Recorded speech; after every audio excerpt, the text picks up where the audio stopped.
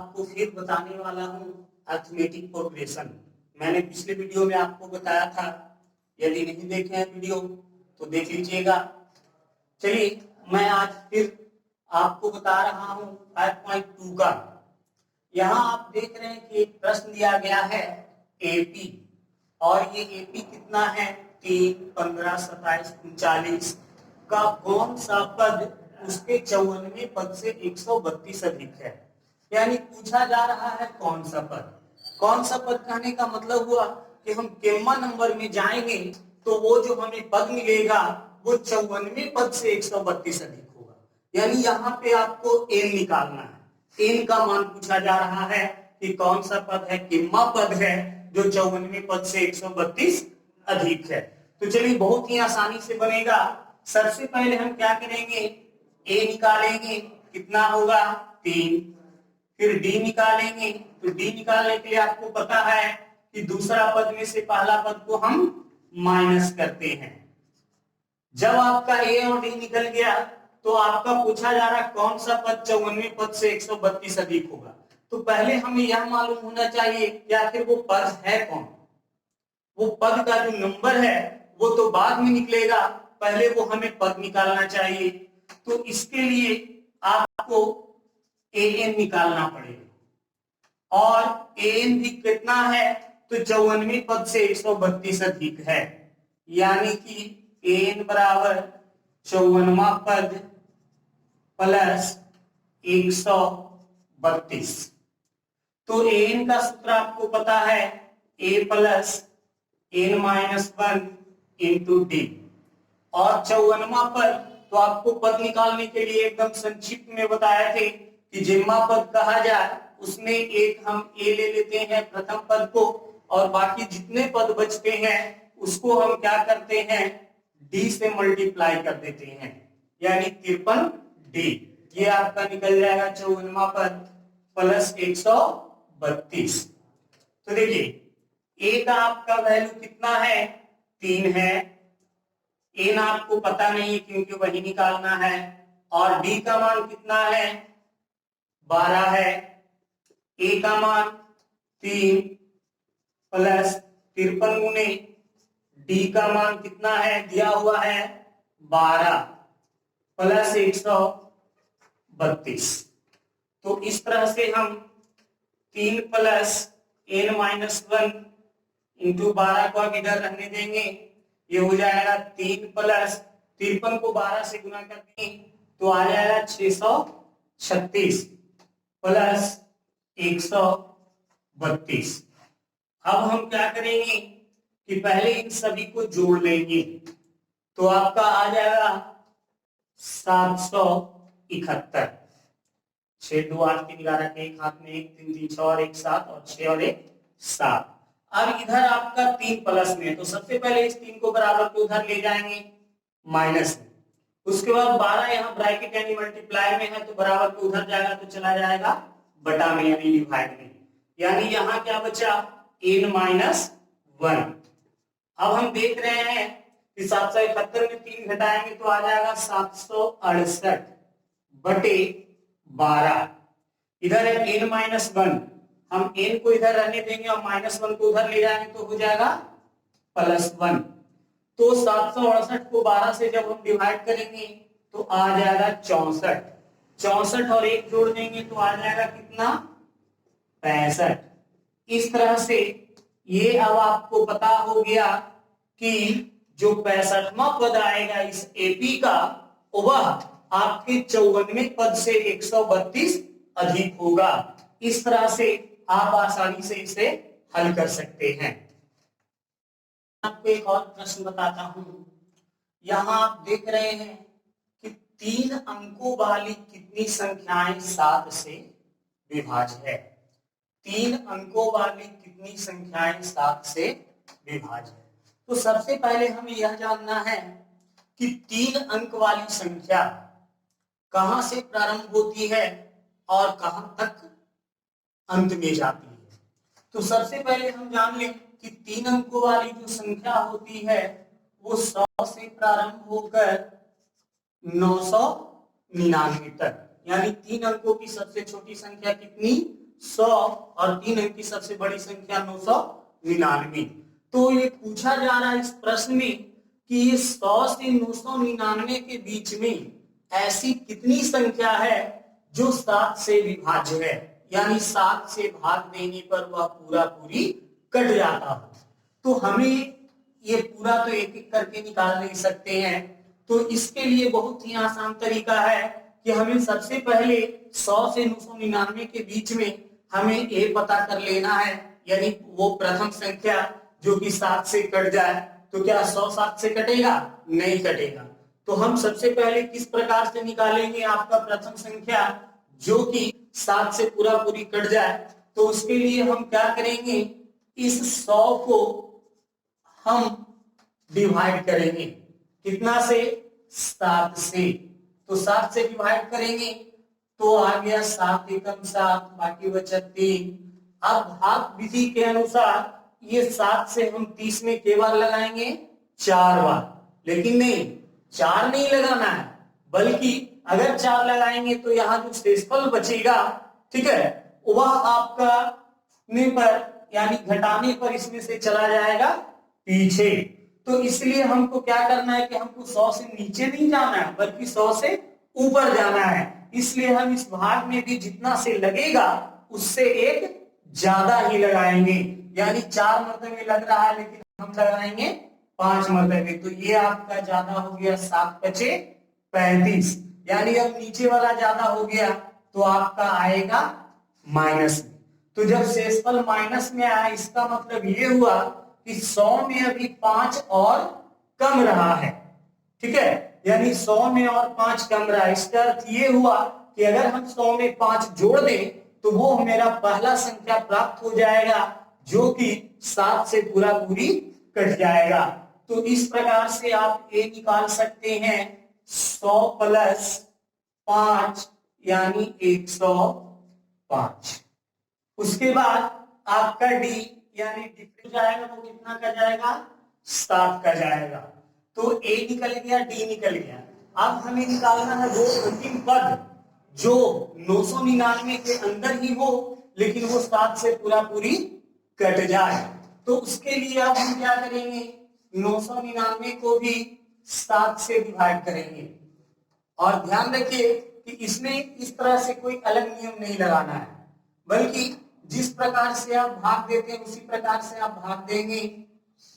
7 एकम 7, बाकी बचा 2, 9, 7 चौ 28, 1, 7 गुना 14, क्या बचा शेष में?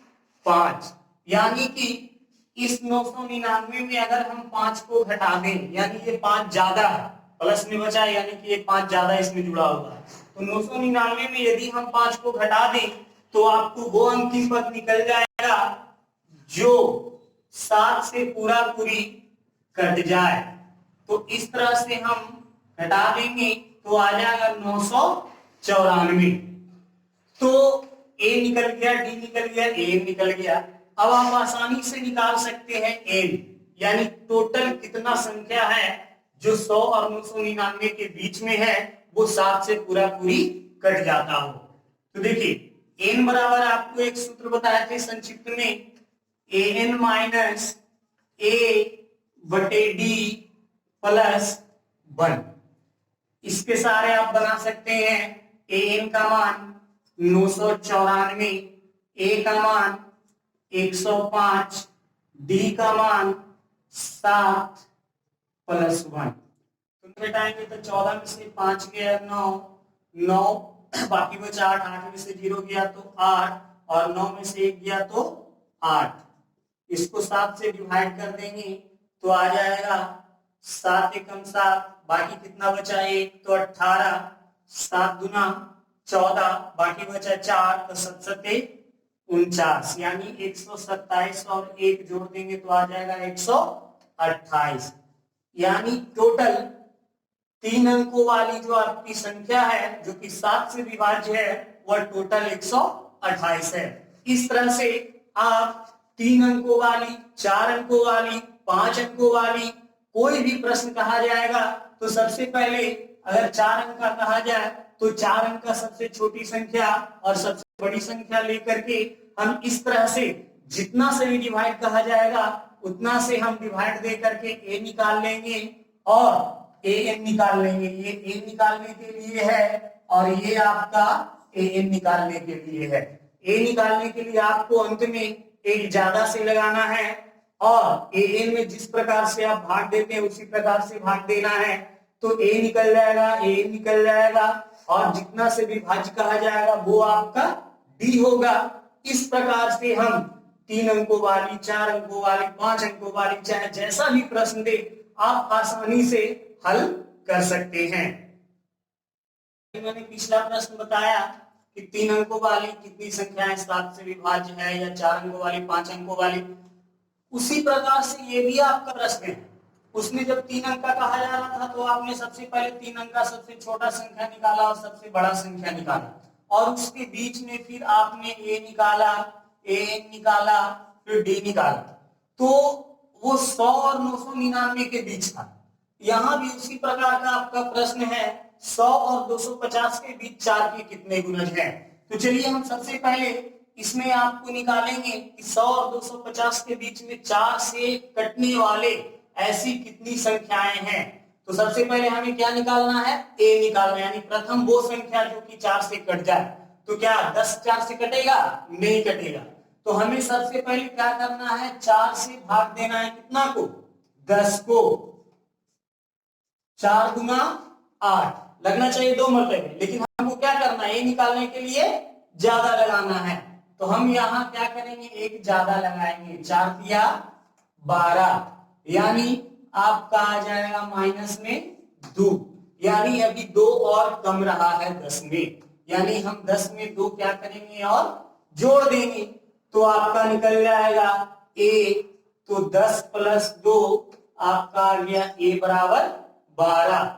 डी तो आपको पहले बताया जा चुका है कि जितना का गुणज कहेगा या जितना से विभाज्य कहेगा वो आपका हो जाएगा डिफरेंस यानी डी। अब आपको क्या निकालना है, ए एन। तो ए एन निकालने के लिए आपको बताए थे कि जो अंतिम संख्या रहेगा उसको भी हम डिवाइड करेंगे। कितना से कहा जा रहा है, 4 से। तो 4 छका 24, 4 गुना 8, कितना बचा 2। इसमें ज्यादा नहीं लगाना था, ये भी आपको बता चुके हैं। यानी इसमें आपका 2 जो है वो ज्यादा है। अगर हम 250 में 2 कम कर दें तो वो आपका निकल जाएगा अंतिम पर, जो कि 4 से पूरा पूरी कट सकता है। तो 250 में हम यदि 2 माइनस कर दें तो आ गया 248, यानी 4 से विभाज्य पहला संख्या 12 है, ठीक है, और सबसे अंतिम संख्या 248 है, और ये दोनों संख्याएं 10 और 250 के बीच में है। तो अब हमको निकालना है कि आखिर 10 और 250 के बीच में ऐसा के वो संख्या है जो 4 से पूरा पूरी कट जाए। तो एन निकालने के लिए अभी आपको बताया गया था कि ए एन माइनस ए बटे डी प्लस 1।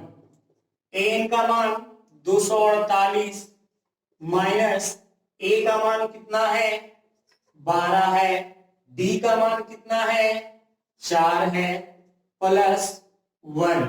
248 में 12 घटा देंगे तो आ जाएगा 8 में से 2 गया 6, 4 में से 1 गया 3, यानी बचा 236 बटे 4 प्लस 1। अब हम 236 को 4 से डिवाइड कर देंगे तो आ जाएगा 4 पचे 20 और 4 नमा 36, यानी 59 और 1 60। यानी टोटल आपको 10 और 250 के बीच में 60 ऐसी संख्याएं हैं जो कि 4 के गुणज हैं, यानी 4 से पूरा पूरी कट जाए।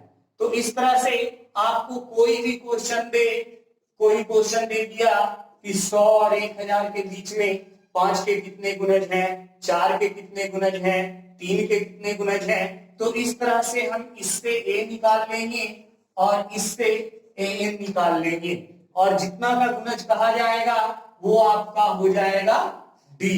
ध्यान रखिएगा कि ए निकालते समय आपको अंत में भाग जो है एक ज्यादा लगाना है, एक ज्यादा संख्या से लगाना है, जिस प्रकार से यहाँ लगाया गया है। कि आप देख रहे हैं कि लगना चाहिए भाग्य विधि के अनुसार 2 बार, लेकिन हमने लगाया 3 बार। ठीक है, तो इस तरह से आप a निकाल सकते हैं, a निकाल सकते हैं, और जितना का गुणज या जितना से विभाज्य कहा जाएगा वो आपका d हो जाएगा। इस प्रकार से हम कोई भी प्रश्न को हल कर सकते हैं। मैं आपको एक और प्रश्न बताता हूं। देखिए, इस प्रश्न में कहा जा रहा है एक एपी है 3, 8, 13 253, यानी अंतिम पद है 253।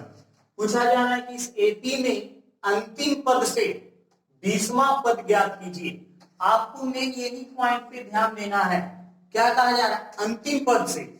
हमें इसमें शुरुआत यहां से नहीं करना है, बल्कि हमें शुरुआत करना है इसके अंतिम पद से, और अंतिम पद से निकालना है 20वां पद। यानी हम इधर से अगर चले तो पहला नंबर, दूसरा नंबर, तीसरा नंबर, इस तरह से 20वां पद जो है वो कितना आएगा, ये हमें निकालना है। तो देखिए, जब अंतिम से कहा जा रहा है तो हम अंतिम से ही चलेंगे, यानी इसको हम मान लेंगे ए, क्योंकि क्या कहा जा रहा है? अंतिम पद से। ठीक है, तो ए बराबर हो गया 253।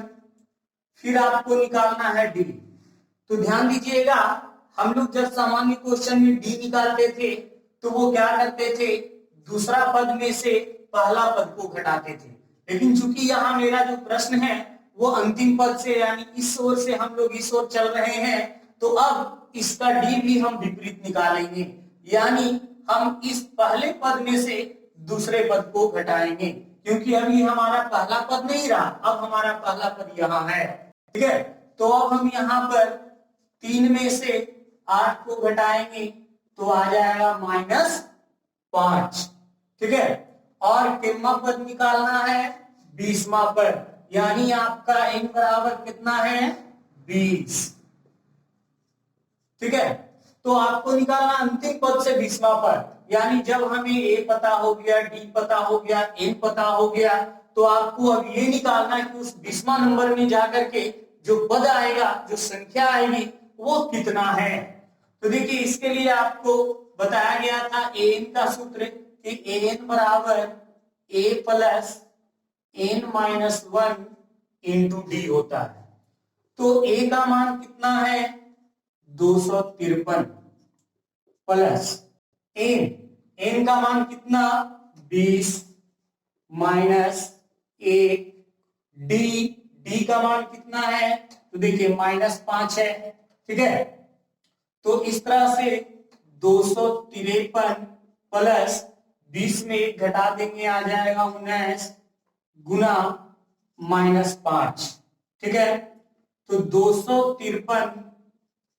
अब यहां देखिए, 19 के आगे प्लस है, 5 के आगे माइनस है, तो प्लस और माइनस को गुना करते हैं तो आता है माइनस, और 19 को 5 से गुना करेंगे तो आ जाएगा 19 पचे 95। तो इस तरह से अब हम 253 में 95 घटा देंगे तो 13 में से 5 गया 8, बाकी बचा 4, 14 में से 9 गया 5, बाकी कितना बचा? 1। यानी आपका अंतिम पद से जो 20वां पद है वो आएगा 158। ठीक है, इस तरह से आप आसानी से इसे हल कर सकते हैं। ध्यान दीजिएगा, अंतिम पद से निकालना है आपका 20वां पद। मैं आपको एक और प्रश्न बताता हूं। प्रश्न ये है कि किसी एपी के चौथे और 8वें पदों का योग 24 है तथा छठे और 10वें पदों का योग 44 है। आपको निकालना क्या है? तो इस एपी के प्रथम 3 पद ज्ञात कीजिए। यानी आपको यहाँ पे एक एपी का सिर्फ 3 पद निकालना है, और दिया क्या गया है? तो चौथा पद और 8वां पद का योग कितना है? 24 है। आपको इसी से आपको हल करना है। तो देखिए, कौन कौन सा पद दिया गया है? चौथा पद और 8वां पद का योग। योग का मतलब जोड़, यानी चौथा पद और 8वां पद यदि हम जोड़ देते हैं तो कितना आता है 24 आता है। तो चौथा पद का मतलब a प्लस कितना डी 3d, और आठवां पद का मतलब a प्लस 7d बराबर 24। तो यहां आप देख रहे हैं a और a हो गया 2a प्लस 7 और 3 कितना हो गया 10d बराबर 24। हम इसमें से दो कॉमन ले लेंगे। कॉमन इसलिए लेंगे ताकि दो कॉमन लेने पर हमारा उधर का संख्या 2 से डिवाइड हो जाएगा। तो देखिए हम दो कॉमन लेंगे तो यहां 2 से 2 कट गया, क्या बचा a बचा, और 2 से हम 10 को डिवाइड करेंगे तो कितना बचेगा 5 बचेगा। यानी 2 कॉमन लेने पर आपका a प्लस 5d बच गया बराबर 24। और ये आपका ब्रैकेट यानी गुना में है, इसको बराबर के उधर ले जाएंगे तो बटा में। तो चलिए हम इसको यहीं से काट देते हैं, 12 गुना 24। तो आपका एक समीकरण आ गया a प्लस 5d बराबर 12, समीकरण 1 यानी इक्वेशन फर्स्ट। एक समीकरण तो आपका इससे निकल गया। और इसमें क्या कहा जा रहा है कि छठे और 10वें पदों का योग 44 है। पुनः हम इससे दूसरा समीकरण निकाल लेंगे, पुनः छठे और 10वें पदों का योग यानी छठा पद प्लस 10वां पद कितना आ रहा है 44। तो छठा पद का मतलब a प्लस 5d हो जाएगा, और 10वां पद a प्लस 9d बराबर 44। a और a कितना हो गया 2a, और 9 और 5 14d बराबर 44। हम इसमें भी क्या करेंगे, दो कॉमन ले लेंगे तो बचेगा आपका a प्लस 7d बराबर 44। अब 2 से ये 44 कट जाएगा 22 बार में, यानी आपका दूसरा समीकरण आ गया a प्लस 7d बराबर 22, समीकरण 2। अब आप इस समीकरण 1 और 2 से आप किसी भी विधि से हल करके a और d का मान निकाल सकते हैं। तो चलिए हम यहां हल करते हैं विलोपन विधि से। तो समीकरण 1 तथा 2 से समीकरण 1 आपका कितना आया है a प्लस 5d बराबर 12, और समीकरण 2 आया है a प्लस 7d बराबर 22। तो यहाँ पे हम समीकरण 1 में से समीकरण 2 को घटा देंगे, तो घटाने पर हो जाएगा माइनस माइनस प्लस से माइनस, तो प्लस ए माइनस ए कट गया, और माइनस 7d में प्लस 5d ऐड करेंगे तो बचेगा माइनस 2d, और माइनस 22 में प्लस 12 ऐड करेंगे तो बचेगा माइनस 10। माइनस से माइनस कैंसिल, और 2 से 5 गुना 10, यानी आपका d बराबर निकल गया 5। ठीक है, इस d के मान को हम समीकरण 1 में या समीकरण 2 में रख करके हम a का मान निकाल लेंगे। तो चलिए हम निकालते हैं a का मान। तो लिखेंगे क्योंकि d का मान समीकरण 1 में रखने पर समीकरण 1 कितना आपका आया है a प्लस 5d बराबर 12। तो d का मान आपका 5 आ चुका था, तो a प्लस 5 गुने d का मान 5 बराबर 12, तो आ जाएगा a प्लस 25 बराबर 12, और a बराबर 12 माइनस 25, a बराबर आ गया आपका माइनस 13। तो जब a पता हो गया d पता हो गया तो आपको निकालना क्या है 3 पद, ap का 3 पद, यानी आपको निकालना है ap। तो ap निकालने के लिए आपका पहला पद दूसरा पद और तीसरा पद, 3 पद निकालने हैं। तो पहला पद को तो हम सिर्फ ए से सूचित कर लेंगे, दूसरा पद आपका हो जाएगा ए प्लस बी और तीसरा पद हो जाएगा ए प्लस 2d। तो इस तरह से ए का मान आ गया -13, पहला पद निकल गया। दूसरा पद -13 प्लस डी का मान आपका आ गया 5, ए का मान -13 प्लस 2 गुने डी का मान आपका आ गया 5। तो आपका एपी निकलेगा -13 और -13 में +5 ऐड करेंगे तो -8 और ये 5 गुना 10, -13 में 10 ऐड करेंगे तो बचिएगा -3। इस तरह से ये आपका एपी निकल गया। तो हम देख रहे हैं कि यहाँ जो आपको प्रश्न दिया गया था किसी एपी के चौथे और आठवें पदों का योग 24 है, छठे और 10वें पदों का योग 44 है। तो एपी का 3 पद निकालना था जो आपका आसानी से निकल गया। तो इस तरह से आप आसानी से समीकरण 1 और समीकरण 2 निकालकर हल कर सकते हैं। ए और डी का मान निकालकर आप कोई भी एपी निकाल सकते हैं। यदि इस एपी में आपको 3 पद से आगे चौथा पद निकालना होता तो हम इसके आगे भी निकाल सकते थे। तो चलिए बच्चों, आज का मेरा यही लास्ट वीडियो था, लास्ट मैथ था। अब हम मिलेंगे अगले वीडियो में एक्सरसाइज 5.3 लेकर, इसलिए मेरा अगला वीडियो देखना ना भूलें। ठीक है, बाय बाय।